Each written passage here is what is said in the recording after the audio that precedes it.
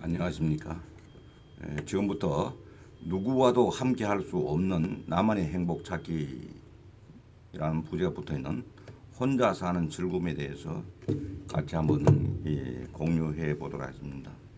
이 책은 사라 벤 브레스나기 지었고 신승미가 옮긴 누구와도 함께 할 수 없는 나만의 행복 찾기라는 부제가 있는 혼자 사는 즐거움이라는 책입니다.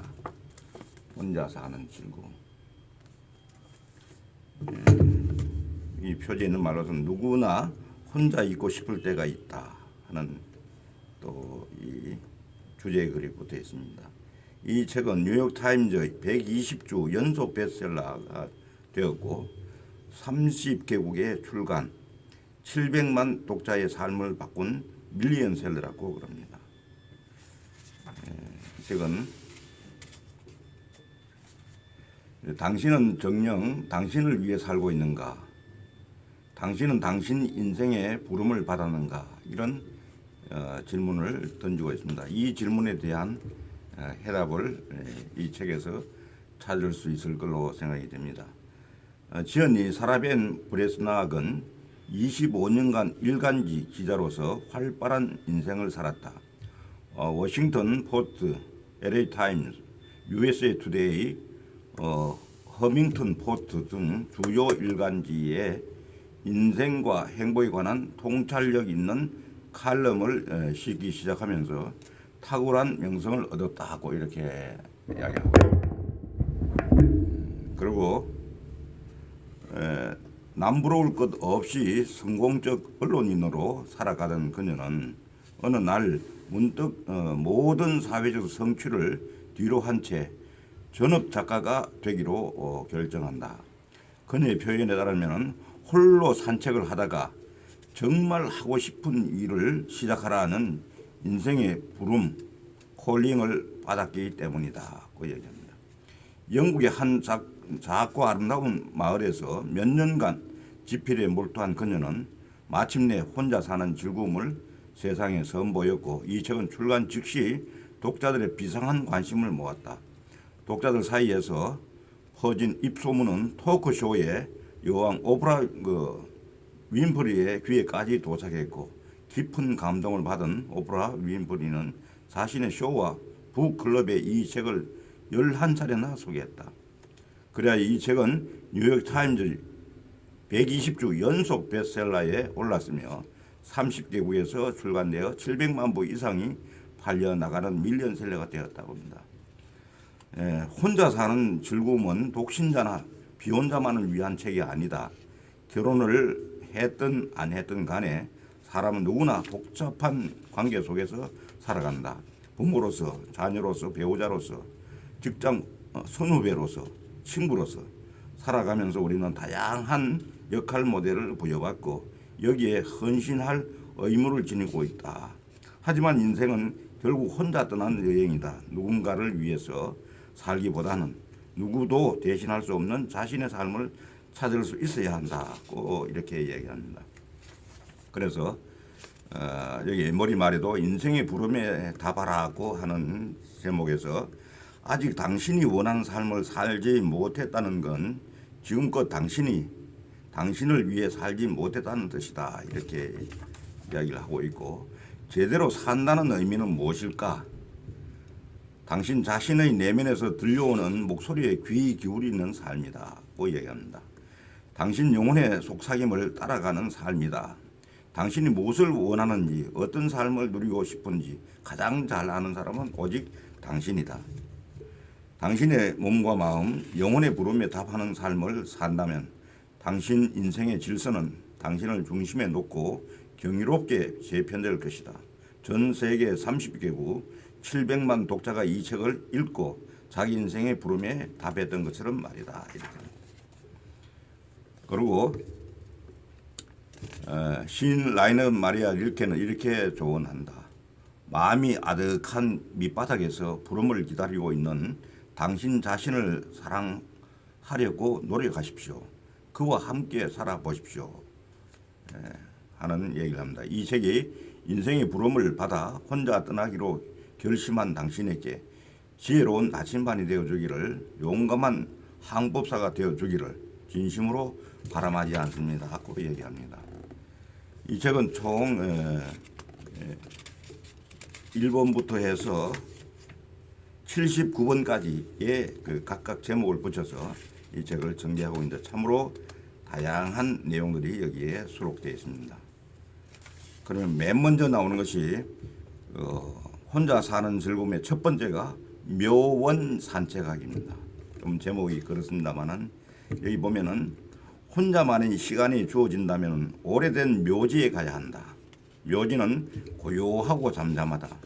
파란만장한 삶이 끝난 후 얻어진 삭막함은 우리에게 행복의 의미를 다시금 일깨워준다. 이렇게 서두에 이야기를 꺼냅니다. 그리고 고전득한 묘원을 산책하다 보면 알게 된다. 우리는 다른 사람의 일을 알기 위해 너무 많은 시간을 허비한다는 것을, 정작 자신을 알기 위해 할애한 시간은 거의 없다는 것을, 그렇게 살다가 맞이한 생의 마지막 날 우리는 우리에게 주어졌던 사소한 하루가 얼마나 소중하고 멋진 것들로 가득 차 있었는지 뒤늦게 깨닫게 된다. 베릴 마컴은 우리의 영혼을 다음같이 일깨운다. 평생 살아놓고도 자신보다 다른 사람에 대해 더 많이 아는 채 세상을 떠날 수도 있다. 묘지는 바로 그 깨달음을 우리에게 미리 알려주고 있다. 묘지에는 누운 사람들이 그토록 간절히 바라던 하루를 지금 살아가고 있음을 알게 되는 순간 우리의 인생은 경이로워진다고 이야기합니다. 인생 수업의 저자 엘리자베스 퀴블러-로스는 말한다. 지상에서 우리에게 주어진 시간은 한정되어 있다. 마지막 날이 언제인지 알 길이 없음을 진정으로 깨닫고 이해한 뒤에야 오늘 하루가 마지막인 것처럼 열심히 살게 된다고 이야기합니다. 그리고 마지막에는 고요한 묘원을 홀로 산책하다 보면 깨닫게 된다. 사랑하는 것들에 매일 안부를 전하는 삶을 살아야 한다는 것을, 사랑하는 것들에게 매일 안부를 전하는 삶을 살아야 한다는 것을, 그렇지 않으면 작별 인사를 건넬 시간조차 없이 생의 마지막 날을 맞이하게 된다는 것을. 그리고 두 번째는 소중한 추억 수집하기. 세계적인 디자이너 트리샤 길드는 수집품들 각각은 나름의 이야기와 추억을 담고 있다. 발견한 과정, 손에 넣은 날, 그때에 함께 있던 사람, 여행 등등. 당신은 무엇을 수집하는가? 무엇을 모으든 간에 당신이 열정적으로 좋아하는 물건을 수집하고 있기를 바란다.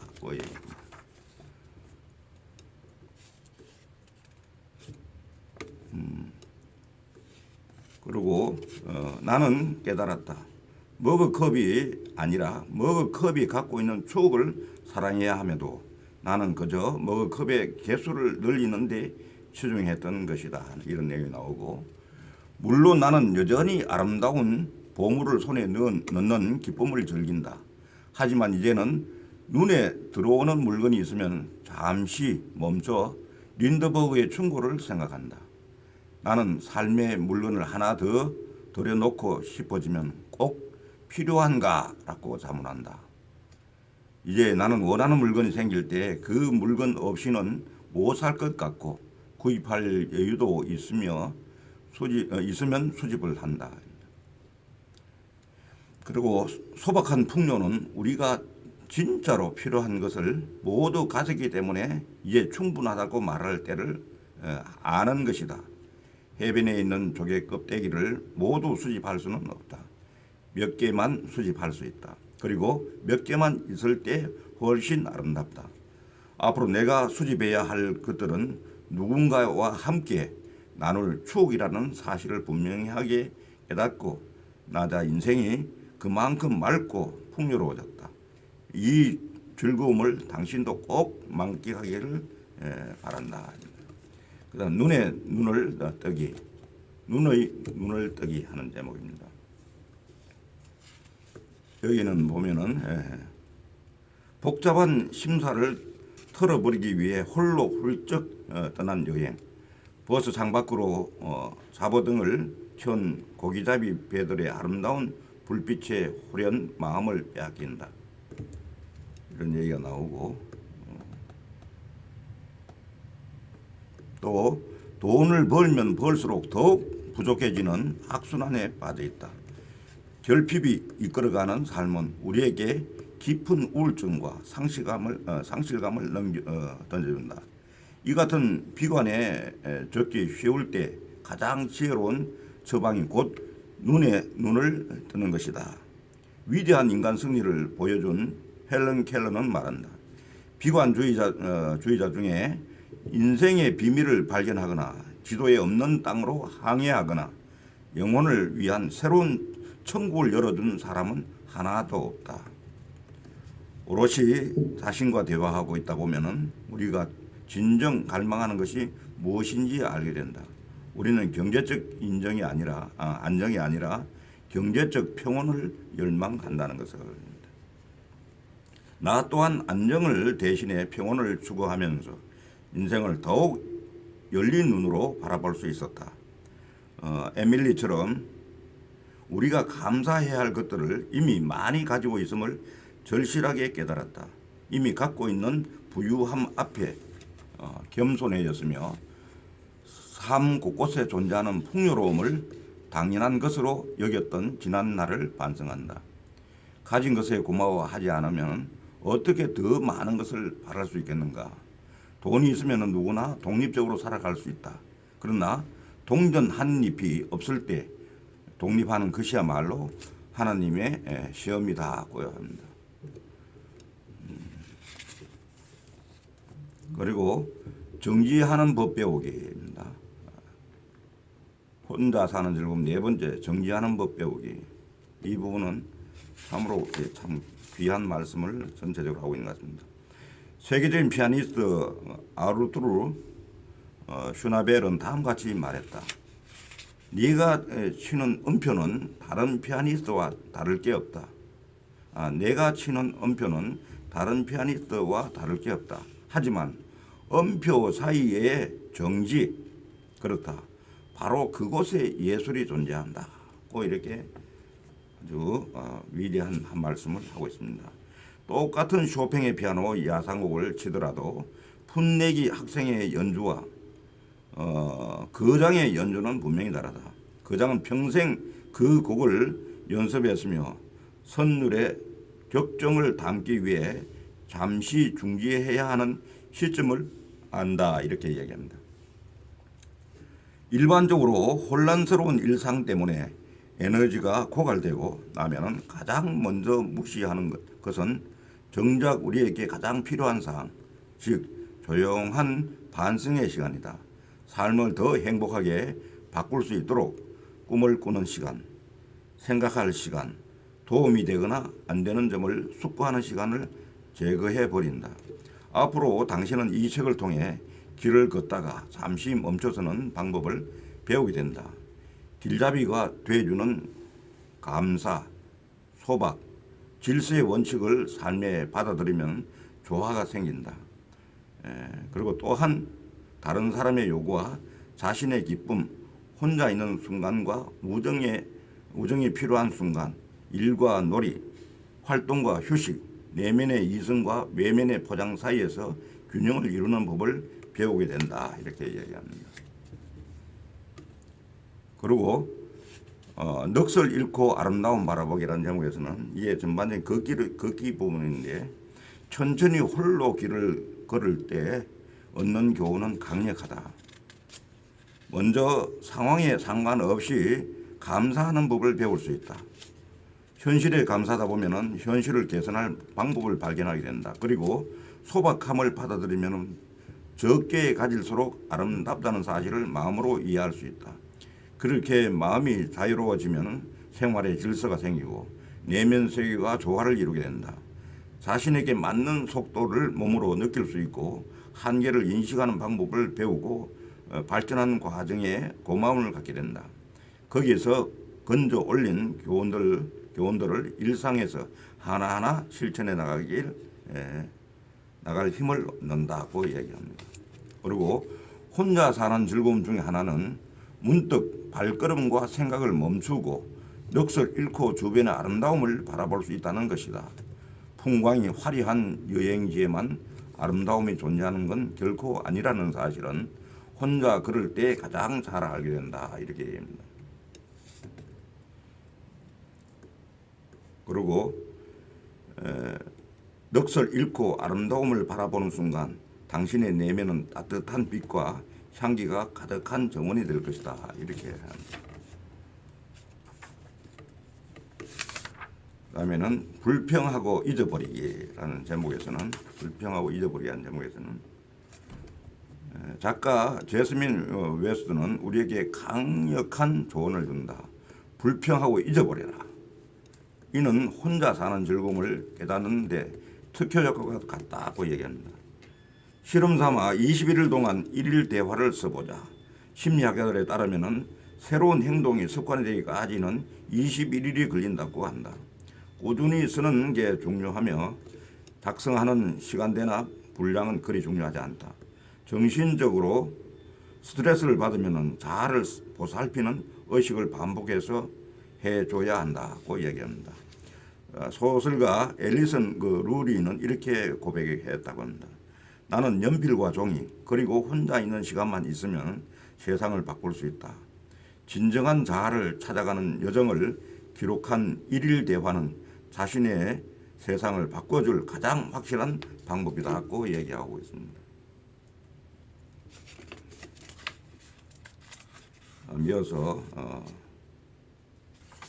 거울 앞에서 명상하기라는 제목에서는 명상가 안토니오 포치아는 이렇게 말했다고 합니다. 대개 자신의 모습에 대한 두려움 때문에 거울 앞에 서게 된다. 하지만 혼자만의 시간을 갖는 삶에선 거울 앞에 서는 것이 얼마나 기쁘고 충만한 일인지 알게 된다. 이렇게 이야기하고 있고 우연이란 익명으로 남긴 신의 지문이라는 프랑스 속담이 있습니다.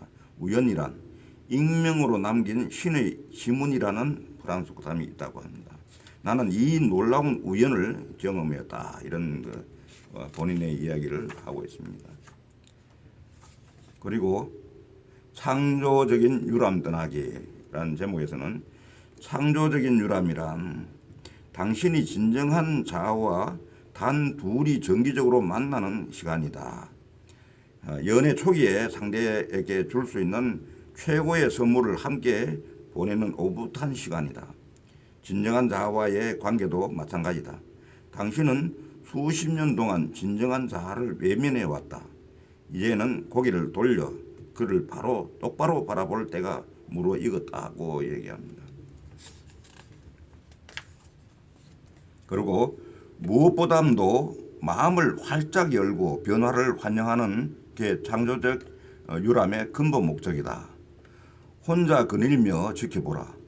기다리라. 시간이 흐르면 목적이 밝혀지고 실현될 것이다. 작가 메리앤 윌리엄슨이 충고한다. 창조적 유람을 할 때는 무의식 상태로 있으면 안 된다. 생각하고 성장해야 한다. 기뻐하고 꿈을 꾸되 무릎을 꿇고 기도해야 한다. 오늘 신성한 기운이 감돈다. 우리가 신을 낳고 있는 것이다. 우리는 신이다. 신은 우리의 본 모습이다. 신이 우리 자신, 다시 말해 친구이고 치료사이고 예술가이고 사업가이고 교사이고 엄마이기 때문이다. 이제부터는 웃을 일만 남았다. 우리에게 새로운 소명이 생겼다. 이렇게 얘기합니다.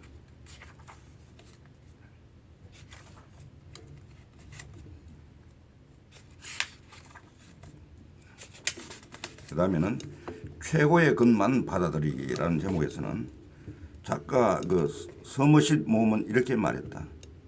인생에 재미있는 점이 있다. 이는 모든 걸 마다하고 최고만 받아들이고 고집하면 대체로 최고를 얻는다는 것이다. 돈 걱정을 안 해도 된다면 우아하고 아름답게 살기가 쉽다. 언제라도 현금을 찾아 쓸 수 있다면 참고 기다리는 자세가 주는 교훈을 배울 필요가 없다. 하지만 돈이 있다고 해서 진정한 삶을 살 수 있다는 보장은 없다. 마찬가지로 아름다운 물건에 둘러싸여 있다고 해서 평생 행복하리라는 보장도 없다. 가슴이 찢어지기에 슬픈 소식을 들을 때 실컷 소리 달린 정교한 무늬의 쿠션에 얼굴을 묻고 흐느낀다고 해서 더 큰 위로를 얻는 것이 아니다고 이야기합니다. 그리고 명심하라. 많은 사람들이 간 길이라고 해도 그 길은 결코 최고의 길이 아니다. 수많은 사람들의 등만 보고 따라 걷다가는 이정표가 사라진 막다른 길을 덜컥 만나게 될 수도 있다. 서머시 몸의 조언처럼 모든 걸 기꺼이 마다하라. 모든 걸 비워둬라. 철학자이자 문학가인 괴테의 말처럼 그저 자신을 믿어라. 그러면 어떻게 살아야 할지 알게 될 것이다. 고 이야기합니다. 잡동사니로 삶을 채우지 마라. 가볍고 비어있는 삶 속에서 간절한 마음으로 최고의 삶을 기다리고 또 그곳을 향해 걸어가라고 이야기합니다. 그 다음에 행문 심어놓기라는 제목에서는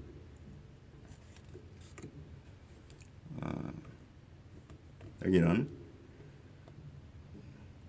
나 자신을 삶의 중심에 놓는다는 건 인생에 대한 새롭고 독특한 누구도 흉내낼 수 없는 멋진 철학을 갖는 것이다.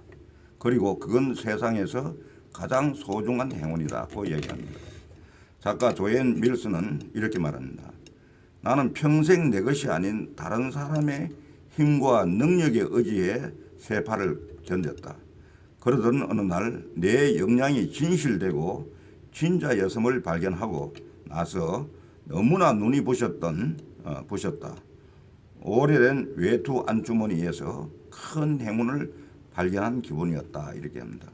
혼자 걷는 삶을 좀 더 풍요하게 만드는 방법이 있다. 내가 즐겨 사용하는 방법이기도 하다. 은행에 가서 $5짜리 지폐 5장을 인출해 외투의 재킷 주머니에 한 장씩 넣어 놓는다. 그리고 잊어버린다. 다음에 외투를 입을 때 $5가 나오면 마음껏 웃은 뒤 당신이 심어놓은 행운에 당신이 진정 사랑하고 감사하고 존중한다는 사실을 떠올려보라. 당신은 인생의 즐거운 행운을 발견한 단계에 한 발 다가선다. 그리고 영화 배우 루실 볼은 우리에게 유쾌한 깨달음을 선물한다. 뭐라고 하냐면 먼저 자신을 사랑하면 다른 모든 것이 제대로 굴러간다. 이 세상에서 무엇인가를 성취하고 싶다면 자신을 진정으로 사랑해야 한다고 얘기합니다. 자신을 진정 사랑하는 가장 좋은 방법은 자신에게 행운을 심어놓는 것이다. 그 얘기입니다.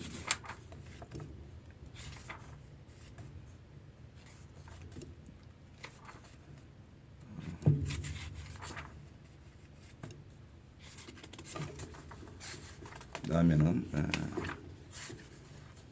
마중물 붓기라는 제목에서는 마중물 붓기. 당신 또한 혼자서 무언가를 할 때는 마중물부터 준비하기 바란다고 얘기합니다. 준비 운동이나 워밍업 없이 본 게임에 곧장 참여하면 좋은 결과를 얻을 수 없다. 천천히 그라운드를 뛸 환경을 만들고 창조적 에너지가 몸과 마음에 시동을 걸 수 있도록 한다. 사실 혼자 있는 시간이란 모두 인생을 위한 마중물을 준비하는 시간이라고 할 수 있다. 직장인들은 하루에 8시간 일한다. 하지만 정작 업무에 집중하는 시간은 겨우 4시간에 불과하다. 나머지 4시간은 그냥 허비하고 만다. 따라서 정기적으로 회사에 나가는 사람이라면 업무 시간 1시간 전쯤 출근해 반드시 혼자서 그날 업무를 위한 마중물을 준비해야 한다. 그러면 남들보다 훨씬 더 많은 시간을 집중할 수 있고 그만큼 성과도 좋아져서 성공하는 삶에 가까워질 수 있다는 좋은 조언을 하고 있습니다.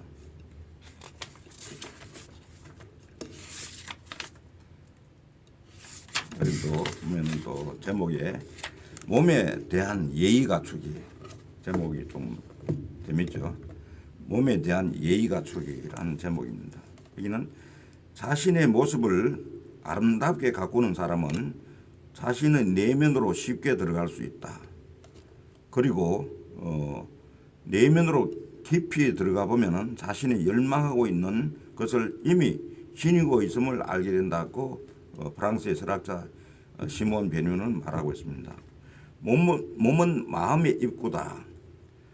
스포츠학자 조지 쉬언 박사가 영혼에 관한 심오한 질문의 답을 찾는 지름길은 몸에 대한 사소한 답으로 시작하는 것이다라고 말했듯이 마음을 가꾸는 것만큼이나 몸에 대한 예의도 갖출 수 있어야 한다. 자신조차 돌보지 않는 몸에선 어떤 신호도 감지되지 않는다고 얘기합니다. 참으로 훌륭한 성찰인 것 같습니다.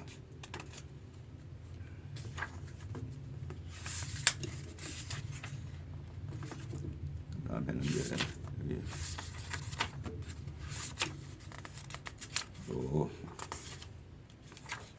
걸으면서 명상하기입니다. 걸으면서 명상하기라는 제목에서는 작가 브렌다 유랜드는 조언을 합니다. 내 경험에 따르면은 8 내지 9km씩 오래 걸으면 진정 다른 인생을 만날 수 있다. 단 혼자서 날마다 걸어야 한다고 이렇게 조언을 합니다. 내게 유일하게 안전한 장소는 현재의 순간, 다시 말하자면은 보도블럭을 딛는 발, 얼굴에 닿는 바람, 몸에 들어와 사는 호흡이었다. 40분을 걷다가 문득 멈춰서서 보니 놀랍게도 시내 반대쪽까지 가 있었고 한결 진정된 마음으로 집에 돌아왔다. 그리고 그날 이후 줄곧 홀로 걸어왔다. 헨리 데이비드 소로는 산책을 좋아하는 사람이 되려면 하늘의 시혜를 받아야 한다고 말했다. 나는 차츰 소로가 말한 뜻을 깨달았다. 하지만 여전히 나는 운동 삼아 걷지 않는다. 대신에 나는 영혼을 위해 걷고 몸은 그 뒤를 따라다니는 셈이다. 걷는 이유는 다양하다. 사람들은 심박동수를 늘려 건강해지거나 창작을 하다가 부딪힌 문제를 해결하거나 자신과 혹은 다른 사람과 벌인 말싸움을 끝내거나 한가로이 걸으며 주변 세상에 눈을 돌리려고 걷는다. 그렇게 이야기합니다.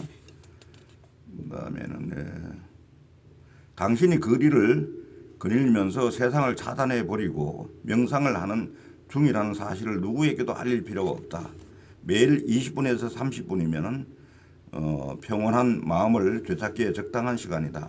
내 경험상 산책 명상은 어느 방법이든 상관이 없다. 물론 즉시 초월을 경험하리라고 기대했다가 아무런 변화도 일어나지 않는 듯해서 실망할 때가 있다. 기대감을 비우면 먼 길을 비우면은 한 걸음 한 걸음 서서히 새로운 삶이 전개될 것이다고 얘기합니다. 감각 깨우기란 제목에서는 조지 엘리엇이란 그 작가는 감각을 깨우기 위해선 느릿느릿한 삶을 살아야 한다고 강조합니다. 모든 평범한 일상을 천천히 그리고 빈틈없이 보고 들을 수 있다면 잔디가 자라는 소리와 다람쥐의 심장 박동 소리까지 들릴 것이다. 늘 그렇듯이 가장 빠른 자가 어리석음으로 똘똘 뭉친 채 돌아다닌다. 오늘은 파란 하늘을 올려보고 발밑에서 잔디가 자라는 소리를 들어보고 봄의 향기를 들이마시고 땅의 열매를 오랫동안 혀로 음미하고 당신이 사랑하는 대상에게 팔을 뻗어 안아보라. 감각적 지각의 신성함을 깨닫게 해달라고 정신에게 요청해보라고 얘기합니다.